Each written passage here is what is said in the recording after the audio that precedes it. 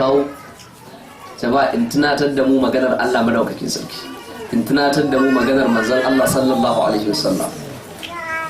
Jama'a lokaci yayi da ya kamata mu je mu tare a fadar Allah madaukakin sarki, mu yi dogaro da shi, mu yadda cewar din shi ne Allah da muka ce Allah nan, mu yadda Allah ne, wallahi Allah ne, kuma wallahi Allah yana da girma. Ba mai sanin girman Allah sai wanda yake ɗalibin ilimi. Allah ya yi mana bayanai da suke nuna mana shi buwayayye ne tun a cikin sunayen shi. Yana daga cikin siffofin shi da sunayen shi, Allah al-azizu ne. Jama'a mun gane, Allah al-qahhar ne, Allah al-mutakabbir ne, Allah al-jabbar ne. Daga jin irin sunayen da Allah yake siffanta kansa da shi, kai kasan Allah babba ne. Allahu akbar. Tun mutumin da bai san girman Allah ba ya yi bakar asara, kuma ba zai ci moriyar ni'imar Allah ba. Gane girman Allah da baiwa Allah dukkan isasshe da buwayarsa tana da alaka da wanda Allah ya masa rahama ne. Duk wanda yake gane girman Allah ya girmama Allah, ko shakka babu yana daga cikin wanda Allah ya zaba. Daman Allah ya ce wallahu yaqtasu bi rahmatihi man yasha. Allah yana zaben waɗansu da rahamar shi. Kun gane ko? Shi yasa annabi ke cewa sallallahu alaihi wasallam, wanda duk Allah yake nufi sa alkhairi yufaqihu fi din, sai Allah ya sa masa fahimta ta addini, komai yazo sai masa kallo na musulunci. So jama'a Allah ne. Wallahi jama'a lokaci ya da ya kamata mu tattara kayan mu kuma gaban Allah subhanahu wataala. A yanzu zuwa ranar ma yake cewa a yau da safe, yanzu muna misalin kamar karfe 10:30.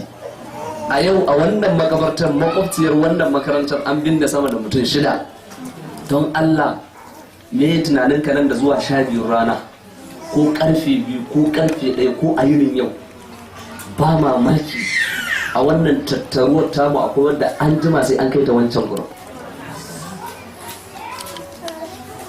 Abin ban sha'awa, abin da zai burge ka, wannan makabartar tamu ta musulmi da an batta a tagayyare, a wulakanci, kuma iyayenmu ne da kakanninmu da yayinmu da kannanmu da malamanmu da ɗalibanmu a gurin. Mata sun mere ita hanya, masu mashin sun mere ita hanya, bayan mun sani manzon Allah sallallahu alaihi wasallam ya ja kunnamu akan gargadi gaba da taka kabari ko zama akan kabari. So amma sai Allah ya taimake mu da wasu mutane zakakurai wanda suka san girman Allah, suka karkatar da akalansu gurin aiki hidimar gyara wannan makabarta. Allah ya musu sakayya da alkhairi. Yanzu in ka duba makabartar nan, tun daga nan an tafi an kai ta an dire ta, wannan katangar an ɗebe ta, waɗannan mutanen suke zaune a bakin dogo suna fi sabilillahi su suke wannan aikin. Allah ya saka musu da alkhairi. Idan ka kalle su a kallo haka sai ka ɗauke su wasu wulakantattun mutane wanda ƙila za ka iya munana musu zato, gashi suna yin aikin da kamilallin mutanen masiba. Kuma mun gane? Shi sa Annabi sallallahu alaihi wasallam ya cewa zannu bil mu'minina khayra, ku rinka yi wa mutane kyakkyawan zato. Waɗannan mutane Allah ya saka musu da alkhairi.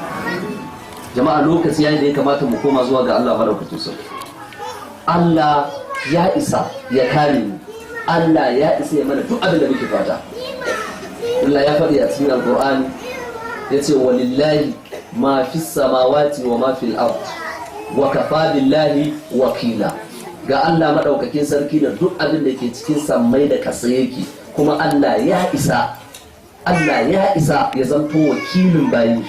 Wallahi jama'a, duk wanda Allah ya azurta shi da tawakkali ya gama yin arziki fi duniya wal akhirah. Kun san abin da yasa muke cikin wahala ne? Wanda yace zai mana, muna ganin kamar ba zai iya mana bane. Wanda yace zai ba mu, muna ganin kamar ba zai iya ba mu bane. Allah nan da yace mu dogara da shi, muna ganin kamar in mun dogara da shi ba za mu samu bane. Abin ban mamaki, ba kowa bane yake iya samun kuɗi ta hanyar da Allah ya halasta masa. Duk abin da kaga kowa ya samu a duniya na daga motoci da gidaje, to rabansa ya samu, sai dai akan iya samun rabo ne ta hanya mai kyau ko mara kyau. Duk wanda gan shi da gidaje, ko da gwamna ko shugaban kasa ko wani waye ka gan shi, ko da kudin haramin ne ya tara wannan duke da ita, wannan duke asalin ta raban shi ce. Da ba raban shi ba sai ba zai taɓa samun ta ba, sai dai ya same ta ta haramtacciyar hanya. da ya yi haƙuri wallahi sai ya gina gidaje guda 1000. in motoci 1000 gare ka da ka yi haƙuri sai ka samu motoci 1000 kuma in ka yadda wancan Allah da ya ce shi din zai bayar ka yadda zai baka. Jama'a mun gane wani baya taɓa jin rabon wani. Wata rana manzon Allah sallallahu alaihi wasallam yake cewa law annakum tatawakkaluna ala Allahi haqqa tawakkulihi la razaqakum kama yarzuqu at-tayra. Annabi yace da ku dinnan za ku yi imani ku dogaro ga Allah, da Allah nan fa ya isar muku kuma Allah nan zai azurta ku kamar yadda yake azurta dan tsuntsu ko dan tsako wanda yake kwana ya tashi bai da komai da zai ci abinci kuma ya wuni ya kwana ya tashi bai da komai kuma ya yi ne a koshi. So kai ma an ka dogara da Allah kika yi imani da Allah nan da yace zai iya bayarwa zai baki sai ya baki. Tawakkali zuwa ga Allah madaukakin sarki abu ne mai girma wanda ba ma sin shi sai waliyan Allah. Waliyin Allah baya shakkar yanzu ka zo ka tambaye shi naira 100 kuma ko da ba shi da naira 100 sai ce maka to ka je ka da za mu ga yadda Allah zai. Kuma na zai maka da Allah tun da yadda Allah zai iya masa kuma sai ya iya masa. Kai ma abin da yasa ga baka samu baka yadda Allah zai iya maka bane, ka yadda ne a baki banda zuciyarka. Abin da yake gazgata zancen baki shine zuciya. Kuma ji tsoron Allah madaukakin sarki. Mu koma mu tare a gare shi ya wadatar mana. Annabi Ibrahim alaihi salatu wassalam muna sanar da kissa shi da Qur'ani ya bamu. Daukar shi aka jefa shi cikin wuta. Abinda yake cewa hasbi Allah, jama'a kun ji ba abinda Annabi Ibrahim ya ce hasbi Allah. Lokacin da Annabi Ibrahim faɗi wannan kalmar cikin bala'i ya fada ko cikin sauki? Cikin bala'i ya fada da ya faɗi kalmar sai Allah mere ta sauki. Wuta aka ɗauke shi aka jefa. Akwai wani abu da ya wuta zafi ne? Shi yasa ma dan ka gane ba abin da ya kai wuta zafi Allah ya ce da ita zai mutane azaba ranar kiyama. Da Allah ya ɗauke shi ya jefa ciki da ya ce hasbi Allah wa ni'mal wakil, mai Allah ya ce wutar ta koma kunu bardan, Allah ya ce koma ruwan sanyi ki zama aminci a wurin shi. Annabi Ibrahim ya yi imani da Allah ne, da aka jefa shi wuta ya kai kukan shi zuwa ga Allah, Allah kuma sai ya bashi mafita. To Allah duk tsananin da kika fada an yi an taɓa ɗaukar ki an jefa ki cikin wuta kuwa? Sai tsananin da kike ciki bai kai tsananin da Annabi Ibrahim ya fada ba. Amma da ya faɗi waccan kalmar me Allah ya musanya masa alkhairi. To haka duk tsananin da kike ciki kice hasbi Allahu wa ni'mal wakil, wallahi in kin yi imani da ita sai ubangiji ya sa miki sauki a cikin al'amarin ki. Dama ko kun gane wannan kalmar ta saba a bakinka duk abin da ya faɗi kace hasbunallah wa ni'mal wakil. Kar abu na damuwa ya faɗo ba kace kanka da kadan can ka yi ashar ko ka yi zagi ko ka yi batsa ko ka faɗo mummunar magana, sai bala'i ya ƙara faruwa akan bala'i. Ga damuwar ta kawowa. Jama'a Allah ya isa ya tsaya maka ya zama maka wakili in ka yarda. Manzon Allah sallallahu alaihi wasallam yace duk mutumin da yake sallar asbahi akan lokaci yau ba man annabi yana nufin wani bala'i ba zai fada miki ba, amma in bala'i ya zo Allah zai kalle shi tare miki shi. Allahu akbar. Allah yana da girma, Allah ya isa yayi komai. Shi yasa ku al'ummar musulmi ko mu mutanen duniya idan muka ki mu bi Allah yadda yake so, Allah zai canza mu a lokacin da ya ga dama. In yasha yuzhibukum ayyuhan nas wa ya'ti bi akharin. Allahu akbar. Allah ya ce idan ya so ku mutanen duniya gaba daya zai ɗebe ku ya musanya ku ya kawo wasu wanda ba ku ba su masa abin da yake so, tunda kun ki ku masa abin da yake so. Wa kana Allahu ala zalika qadira. Allah yana da iko da yaka wallahi cikin kifta ido Allah zai iya musanya mu gaba daya. Allahu akbar. Ba kowa zai da wannan ba sai mai karfin imani. Kai da cewar Allah zai iya canza mutanen duniya a cikin sakan daya, kafin ka rufe ido ka bude Allah ya canza mu gaba daya, an canza mutanen duka, an canza kasar Najeriya, an canza Africa, an canza European countries, an canza Jaziratul Arab, duka abin da yake cikin duniya Allah ya canza shi. Wallahi ba mai yadda da wannan sai mai imani. Kuma Allah dan ya gaya mana zai iya sai ya ce wa kana Allahu ala zalika qadira. Allah yana da ikon da zai yi haka. Sai sa duk wani ɗan iska mai iskanci Allah barin shi bai ba ƙarfin Allah ba. ɗan luwaɗi matsiyata la'anannun bayi Allah barin su yi ba dan ba zai iya canza su ba. ‘Yan maɗugo Allah barin su yi ba dan ba zai iya musanya su ba. Masu kashe mutane Allah barin su yi ba dan ba zai iya musanya su ba. Masu kama mutane su ɓoye Allah barin su yi ba dan ba zai iya sarrafa su ba. Tasarrufin duniya gaba ɗaya a hannun Allah yake. Kamar kai ne yanzu misali wannan wayar tana hannunka, ai lokacin da ka dama za ka iya mata haka ko? So haka duniya take a wurin Allah, ba ma ta kai haka ba wallahi. Duniyar in ji manzan Allah sai ce ba ta kai darajar fiffiken sauri ba, fiffiken kuda ba a wurin Allah. In ya ga dama a yanzu haka sai ya kifa ta sai ta juye. Don Allah kai musulmi kana wannan tunanin, sannan kuma kana gaskata Allah akan abin da yake faɗi kuwa? Kana gaskata Allah? Kana jin cewar Allah ɗin zai iya? In baka jin Allah zai iya haka, imaninka ya samu rauni. Za ka yi rayuwa a cikin duniya cikin saban Allah da kunci da damuwa, ka haɗu da Allah yana fushi da kai kuma ya ɗanɗana maka mugunyar azaba. Allah ka mana sani. Kai in ma duniyar kake nema, ina baka shawara ka je gurin mai duniyar zai baka. Man kana yuridu thawabat dunya fa inda Allah thawabat dunya wal akhirah. Ka ji abinda Allah ya faɗi. In ma dai wani rabo kake nema a nan duniya, Allah yana shelanta maka to rabon duniya da kiyamar a hannun Allah yake. Wa kana Allahu sami'an basira. Allah ya kasance yana ji ka roƙe shi. Allah ya kasance yana gani ka roƙe shi abin da kake fata. Allah yana ganin halin da kake ciki. Allah yana jin zancen da kake furtawa. Allah yana sanin abin da ke cikin zuciyarka. Innahu ya'lamul jara wa ma yakhfa. Lalle Allah masanin abin da yake bayyana ne. Allah masanin abin da yake boye ne. Don Allah kana ji Allah zai iya wannan abin da yake faɗi ko baka jin haka? Idan baka jin haka imaninka ya samu matsala. Amma idan kana jin Allah zai iya mafiyin haka to imaninka yana nan daren dam. Allah ka kashe mu da imani. Allah ya yi alkawari a wurare mabambanta da ya taimaka mana amma ba ma son taimakon.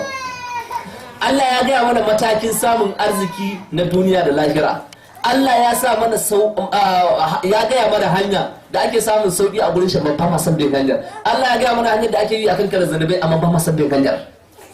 Allah ya shelanta annabinsa ya shelanta ba mutane sun isi. Wallahi duk wanda ka yana cikin damuwa iri biyu a duniya to ya rabu da Allah ne. Damuwan nan guda biyu ce. Akwai damuwa ta rashi, jama'a ko kun gane, sannan akwai damuwa ta kunci na rayuwa. To wannan damuwoyin guda biyu duk wanda suka lazimce shi to na gaya muku ya kwashe kayan shi daga gaban Allah ne. Amma in dai yana nan tare da Allah ana niki a fadar Allah, ko shakka babu Allah mai girma da daukaka sai ya kore masa waɗannan damuwar wallahi. Sahabban Annabi Muhammad sallallahu alaihi wasallam sun kasance ba su bakin ciki da wani abu da suka rasa na duniya duk yawan shi. Amma sahabban Annabi sallallahu alaihi wasallam idan suka rasa wata dama ta aiki na alkhairi ko kwara ɗaya ne, sahabban Annabi sai su shiga uku su ramu. Da sahabin Annabi zai rasa sallar asubahi ɗaya, sahabin Annabi zai iya yini a cikin kucina ta istighfari saboda wancan falalar da ya rasa. Amma kai yanzu har abin alfani ne, wallahi bari in tashi in sallah yau ma dai ko alhamdulillah asar ban ji ba, Allah dai ta yafe mana subhanallah. Kai ba san Allah nan kuwa Allah dai ya yafe muku. Kana faɗin maganar irin yadda kake so cikin izgilanci da isa. Allah ma da ya baka rai, numfashi, abincin ci, tufafi, lafiya, kyauta, sai lokacin da ka ga dama za ka masa abin da yake so.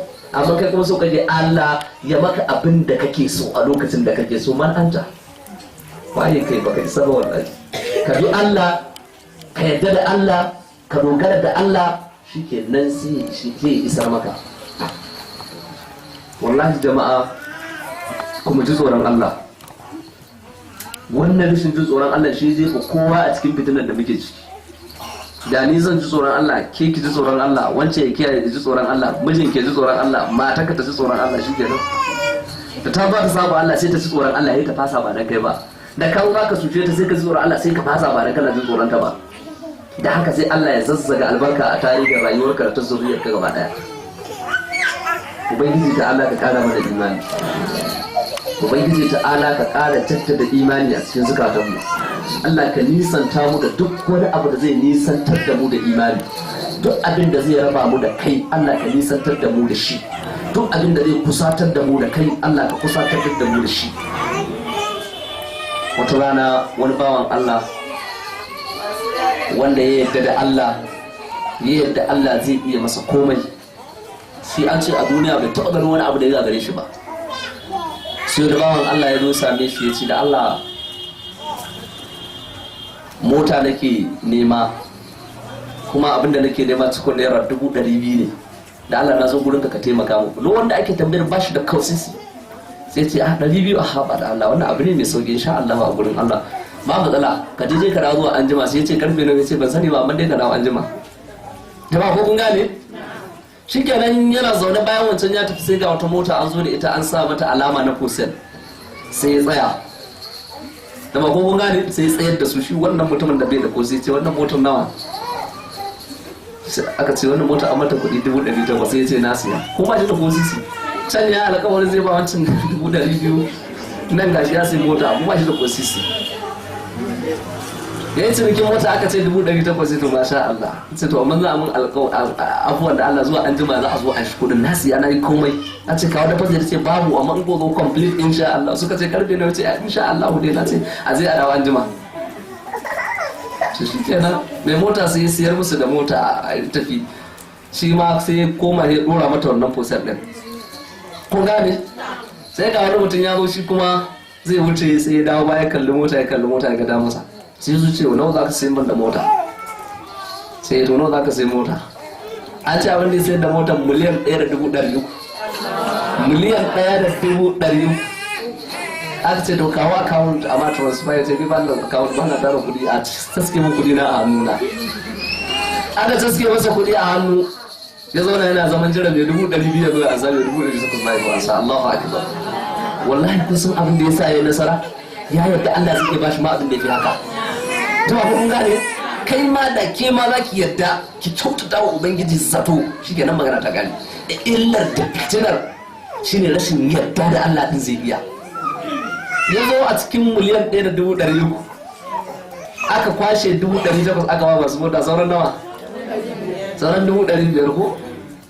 Aka jima mai 200,000 zo ce na daga ce to alhamdulillah, ya ce an samu ƙari ga 300,000.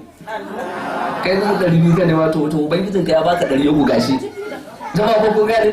Wallahi suna labarin mutumin malam sai ka ji abun malam yana ƙara shauƙa imaninka. Shi da abin da ya tasa a gaba sai ya nasara, bai taɓa tasa wani abu ya nasara ba. Haka bai taɓa rasa abu ya bakin ciki ba. Kaga yadda ka san ɗaya daga cikin ragowar sahabban Annabi Muhammad sallallahu alaihi wasallam. Ana samun mutanen kirki jama'a ba sa ƙarewa. Ana samun bayan Allah na kwarai ba su ƙarewa. Allah ji Shek Abubakar Mahmud Gumi ya gafarta masa shi. Shi ma wata rana wani direba ya zo mai korafi ya ce da Allah ya mota yake ji a jalof irin tada, irin 505 din nan. Ya ce yana jan tare direban ya kwace, sai ya ce to ka yi addu'a ma Allah ya baka taka. Shi kenan kamfanin Peugeot sun zo suna tallan motoci, sai aka turo da malam motoci guda 3. Aka turo da shi majalisin karatu. Ana karatu ga kamfanin Peugeot sun kawo majalisar malam kyautar motoci guda 3. Shek Abubakar Mahmud Gumi ya dauko ki da yace ina wannan wanda yazo kaza ya zaka yana neman addu'a din nan, yazo ga tashi ma Allah ya kawo mai bata jawo. Yace ina wani kamo Allah ji kan malam Abubakar Lawal ko Lawal Abubakar. Yace naga zai rabar da mota na ma dauka bai sai saurin na zara ki da. Yace ni ma sai na dauki mukulli da dan na san malam zai karar da motar a majalisar. Da kun ji masu imani na gaskiya ko? Allah ka kara mana imani. Allah kuma ka taimake mu. Allah ka bamu nasara a cikin al'amuran rayuwarmu. Duk abin da ya tsananta Allah ka sauƙaƙa mana shi. Duk abin da muke nema ya Allah idan zai zama alkhairi a rayuwarmu da addinin mu Allah ka bamu shi. Idan zai zama fitina a rayuwarmu da addinin mu duk yadda muke son abin Allah ka sarrafa zuciyarmu ta koma tana kin shi. Abu na ƙarshe mun san cewar muna cikin wani yanayi jama'a na matsala da ƴaƴaye ko? Ƴaƴaye sun kangare wa iyayensu, ba sa jin maganar iyayensu. ko in ce ba ma jin maganar iyayenmu don mu ne iyayen ku da iyayen. To don girman Allah tunda iyaye mata muka tara, don girman Allah ku yi haƙuri da mu, ku ta addu'a, ku ta ne addu'a, ku ta addu'a, ku ta addu'a. Ba addu'a kaɗai za ku yi ba, abu guda uku za ku haɗa. Matakin farko addu'a, mataki na biyu matakin tsawatarwa ta hanyar da ya kamata a yi waɗan. Jama'a ko kun gane? Matakin tsawatarwa na hanyar da ya kamata, kamaraman ni ake mai ƙorowa kana mai kawata farin ciki kake ko jan ciki. Allah ka samu dace. Ana mai ƙorowa kana mai kawata, ni ne ake mai ƙorowa ustazu. Jama'a kun gane? Mataki na biyu shine matakin tsawatarwa ta hanyar da ya dace. Shi kuma ɗa ana sarrafa shi ta hanyar da ya dace a sarrafa shi. Akwai ɗan da bulala ake masa, akwai ɗan da gaba laki da shi ta kwana 3 ko 5, akwai ɗan da fushi laki ta da shi da kin gansu ko gina wani laki ɗaure fuska ki ta kunci. Wannan shi ta nan za a sarrafa shi. Idan ya ga mahaifiyarsa shiga cikin kunci sai ya nadama. Ba ku kun gane? Wani kuma zaunar da shi za a yi masa nasiha. Da ma kun gane? Ci habawa ne, ka ji abin da Allah ya faɗi fa. Wa qadara rabbuka alla ta'budu illa iyyah wa bil walidayni ihsana. Ka ji abin da Allah ya ce wa wasayna al-insana bi walidayhi ihsana hamalatuhu ummuhu quran har zuwa ƙarshen aya. Ka ci da manzon Allah sallallahu alaihi wasallam ridallah fi ridal walidayn wa suqullah fi suqul walidayn. Wato wannan shi kuma sai ya rasu sai ya wa'azuta da abin da ake fata. Mataki na uku kuma a yi ƙoƙari a raba ya da ɗa da dukkan wani aboki ko wata ƙawa da ake tunanin fa a yadda da tarbiyyar ta ba. Inda matsalar take ku iyaye ba ku yadda ku zama ƙawayen ƴaƴan. Kina ganin abun kunya ne ki zauna a yi tafa da ke da ɗanki. Kina jin kunya, abun kunya ne a zo a zauna a yi gaɗa da ke da ƴarki. Abun kunya ne a cikin gida ku ɗan yi wasan ƴar kara-kara ko ƴar bebi da ke da ƴarki. Dan kika ji kunyar yin wannan wasan da ita a cikin gida baki san irin mummunan wasan da za ta yi da wata a waje ba. Idan kika ce ke biki saka wa ɗayanki fuska a cikin gida ba kuma sannan kin hana su waje kin kuntata rayuwar su kenan. Allah muna roƙonka waɗannan zuriya ta mu Allah ka shirya mana su. Allah ka sa su fi mu imani, su fi mu takawa, su fi mu ilimi, su fi mu aiki da shi. Dan na yi imani da duk uwa da uba na gari, fatan su dan su ya fi su zama na gari. Ko haka bane jama'a? Dan na san uwa mace, musamman uwa mace tana son ɗanta ya fita imani, ya fita tsoron Allah, dan ta kan iya hana kanta ci sai ya ci, ta hana kanta sha sai ya sha. Idan bai da lafiya sai ta ji dama a cire ciwon a dawo da shi jikinta. Wata rana wani abu ya faru a majalisin manzon Allah sallallahu alaihi wasallam. Wani ya kawo karan babansa gurin Annabi sallallahu alaihi wasallam. Ya Rasulullah, babana ne ke kwashi min dukiya yake kashewa. Sai Annabi Muhammad sallallahu alaihi wasallam ce baban ka je masallaci kai sallar asubahi akan lokaci, ko ke mace da ba ki zuwa masallaci